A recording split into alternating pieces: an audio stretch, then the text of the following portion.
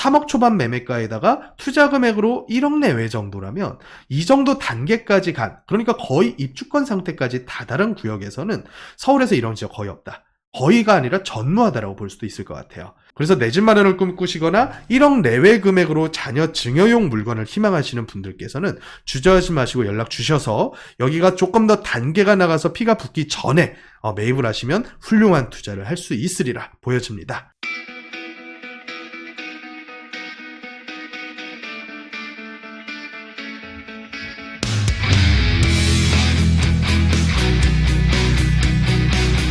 안녕하십니까, 부동산 해결사 솔로몬입니다. 자, 오늘은 소액 투자로 내 집 마련 꿈꾸시는 분들은 집중하셔서 들으셔야 됩니다. 서울에서 본궤도에 올라탄 몇 없는 모아타운 지역들에 대해서 얘기를 해보려고 하는데요. 금천구 시흥동 일대 모아타운입니다. 자, 이 지역은 모아타운이 굉장히 빠르게 추진된과 더불어서 신안산선 역세권 아파트로 격상될 수 있다는 장점도 지니고 있는 지역입니다. 금천구 일대가 전부 다 노후 저밀도 지역이기 때문에 신통계획이라던가 공공재개발 그리고 모아타운까지 정말 많은 개발 사업들이 지구 지정된 상태인데요. 오늘은 이 중에서 가장 속도가 빠른 4개의 모아타운 구역을 집중적으로 분석을 해보려고 합니다. 자, 금천구의 미래에 대해서 논하려면 신안산선의 효과를 빼놓을 수가 없습니다. 신안산선이 사실은 서울 지하철 10호선으로 계획된 지가 20년 차가 넘었는데 이게 계속해서 계획이 뒤집히고 또 수정이 됐단 말이에요. 그래서 드디어 2019년도에 착공식이 들어갔습니다.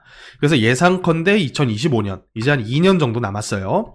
25년도 4월 달에 안산 시흥을 기점으로 해서 여의도까지 일단은 개통 예정이고요. 또 2020년도에는 이게 이제 더 연장이 되어서 서울역까지 향하는 방향으로 사전 타당성 조사 용역까지 들어간 상황입니다.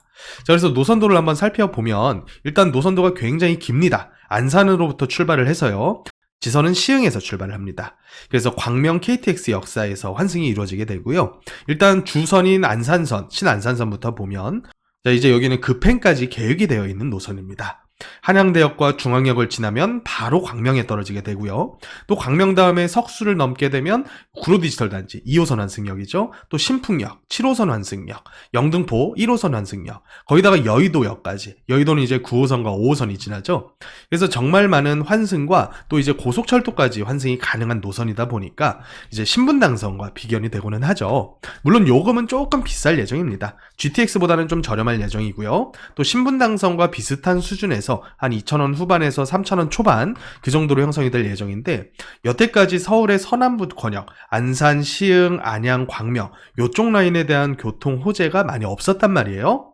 그런데 GTX와 더불어서 상당히 빠른 개통 일정까지 가지고 있는 노선이 들어오다 보니까 이 신안산선의 역사가 생기는 지역 중에서 서울 금천구 쪽에 대한 이슈가 굉장히 많이 됐었습니다. 그래서 여태까지 전혀 교통에 대한 호재를 받지 못했었던 이 금천구의 시흥대로, 이 시흥대로가 정말 평일 주말 할 거 없이 굉장히 막히는 도로란 말이에요. 그런데 거기에 이제 시흥사거리역과 독산역이라는 신설 역사가 생기고 또 석수역이 1호선과 환승이 되면서 이쪽 일대가 굉장히 핫해질 것으로 보여지고 있습니다. 그래서 여태까지 상당히 눌려 있었던 금천구 일대의 주택 가격이 이 신안산선 호재와 더불어서 여러 가지 개발 사업이 추진이 된다면 역세권 아파트로 그 가격이 격상할 예정이다 라고 볼 수가 있겠고요. 또 그에 발맞춰서 금천구에서 자체적으로 모아타운 4군데를 선관리지역으로 지정을 해버렸습니다.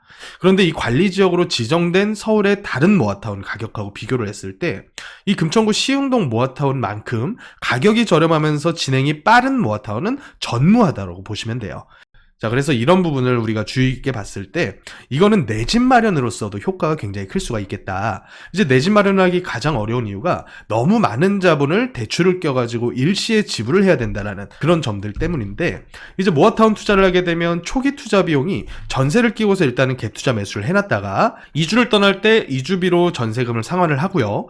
또 추가 분담금 같은 경우에도 최근에는 또 조합과 시공사 간의 도급 계약을 통해서 준공시에 추가 분담금을 완납하는 조건을 걸고 계약하는 경우도 종종 있단 말이에요.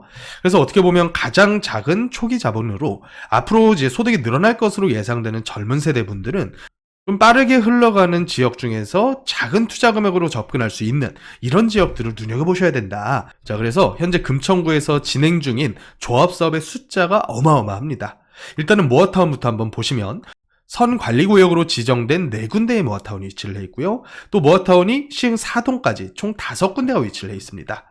그리고 이제 신통기획이라던가 아니면 공공재개발 같은 이런 일반적인 재개발 사업들도 함께 추진이 되다 보니까 이쪽 일대가 아주 오래전부터 노후 저밀도 주거지역이었는데 이제부터는 아파트촌으로 바뀔 준비가 되어가고 있다. 그래서 만약에 이쪽 일대 아파트 단지가 촌으로 형성이 된다면 여기 있는 롯데캐슬 골드파크, 여기가 이제 군부대 있던 자리에 지어진 신축급 아파트인데 이 정도의 가격으로는 무리 없이 진입할 수 있지 않을까, 이런 기대를 해볼 수가 있을 것 같아요.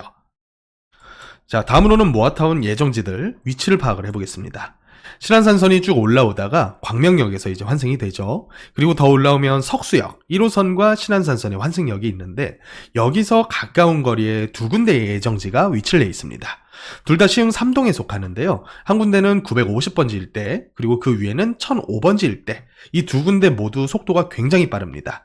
2군데 모두 관리계획이 수립됐거나 혹은 더 나가서 조합 설립까지 된 구역들이어서 여기는 이제 끝까지 갈 수 있겠다라는 확신이 생긴 지역들이죠. 자, 여기서 조금 더 올라가게 되면 이제 시흥 5동 위치가 있는데, 시흥 5동 같은 경우는 역세권 아파트라고 볼 수는 없어요. 석수역과 시흥 사거리 예정지 요 2군데의 가운데 위치를 해 있는데 물리적인 거리가 굉장히 가깝습니다.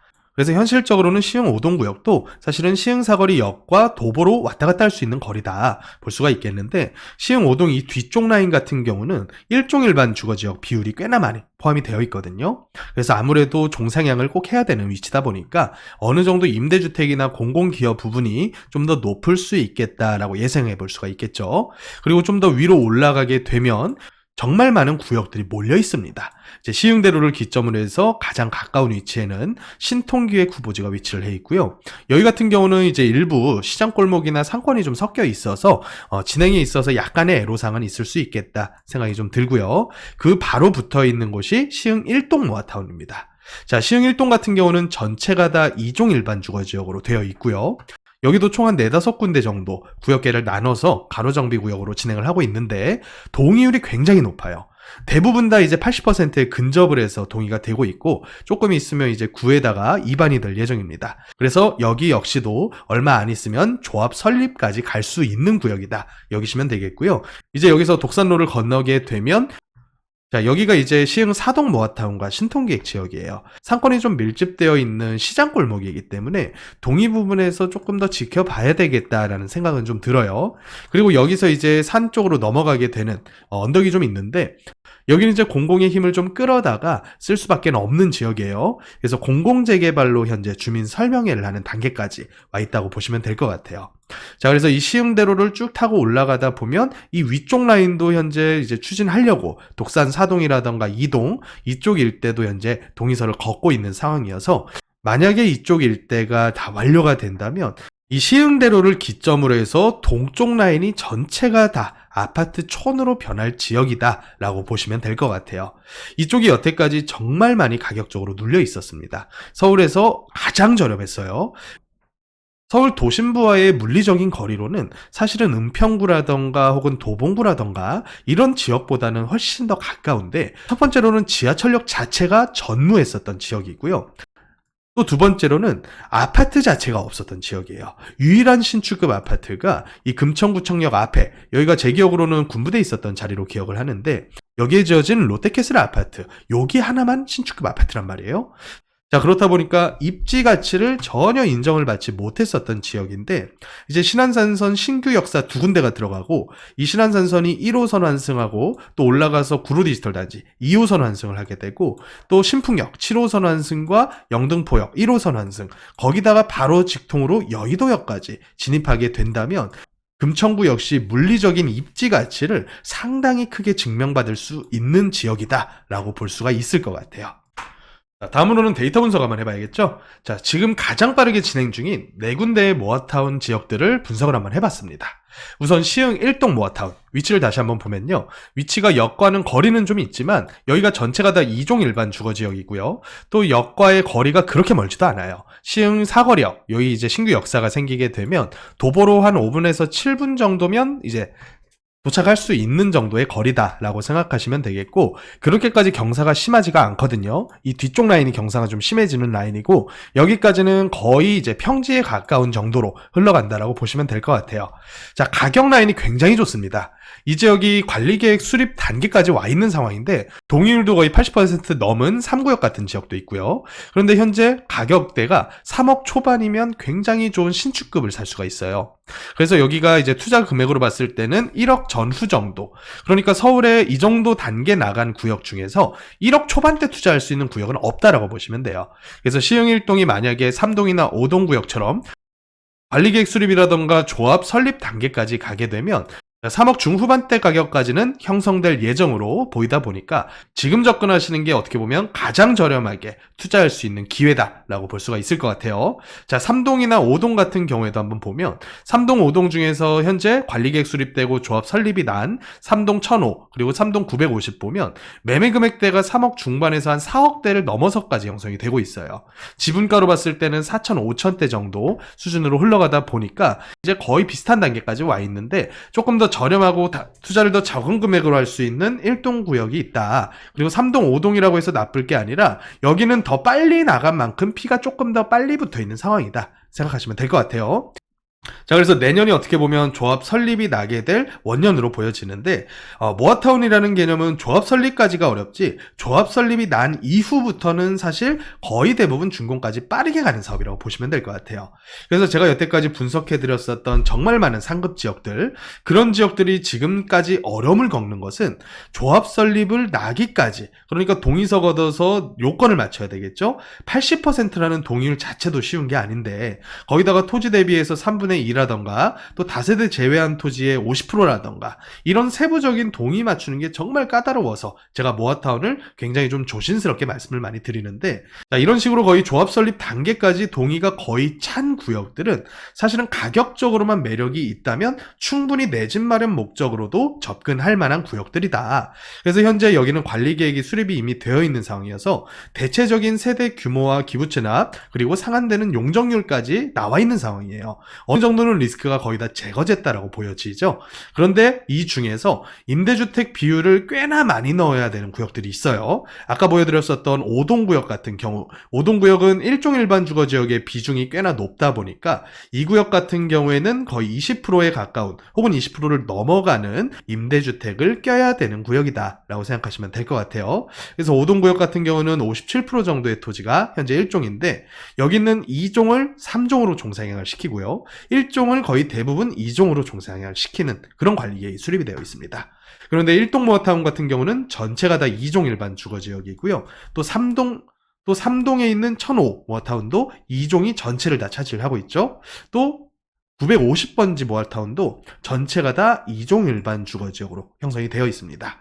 자, 그래서 이 지역들에서 리스크를 가장 적게 들이면서 또 가장 작은 투자 금액으로 접근할 수 있는 거는 1동 모아타운이다 보시면 되겠고, 또 나머지 모아타운 구역들도 보면 노후도가 굉장히 심각하죠. 과거 시흥 뉴타운이 있었던 지역들 위주이기 때문에 이런 식으로 노후도가 심각한 지역 같은 경우에는 혹여라도 모아타운이 잘 안 되더라도 신통이라던가 다른 일반적인 재개발, 거기다가 또 신안산선이 들어오게 되면 역세권 재개발로도 진행할 수 있는 지역들이다.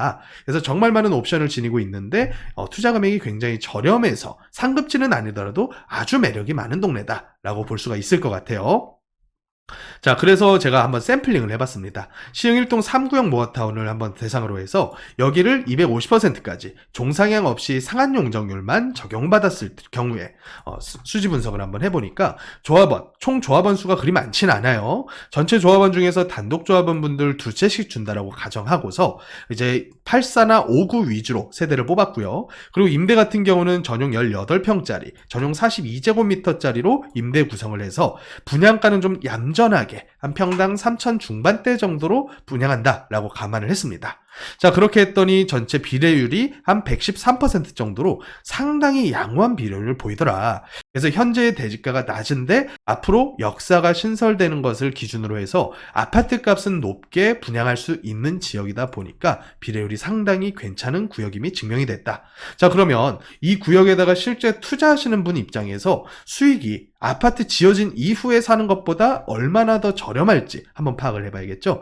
그래서 제가 한 군데를 샘플을 해서 한번 파악을 해봤더니 현재 투룸 기준으로 해서 공급 12평, 13평짜리 지분이 꽤 커요. 지분이 한 6.5평 정도 되는 물건이 있거든요. 이 물건을 비례율 113% 적용을 해서 기여한 총 지분을 한 7.4평 정도로 잡았습니다. 자, 그래서 용적률 250 적용했을 때 전용 59짜리 분양받는다고 감안했더니 총 내게 될 분담금 예상액이 3억 중반에서 맥시멈 봐봤자 한 4억 미만으로 계산이 되더라고요. 자, 그런데 이 물건이 굉장히 매력 있는 이유가 뭐냐? 현재의 매매가가 무지하게 저렴하기 때문입니다. 만약에 다른 상급지에서 이만큼의 지분을 가지고 있는 투룸을 산다. 그러면 최소 용산은 7억대, 8억대가 넘어가고요. 또 강남권이다라고 했을 때는 10억대를 넘어가게 됩니다.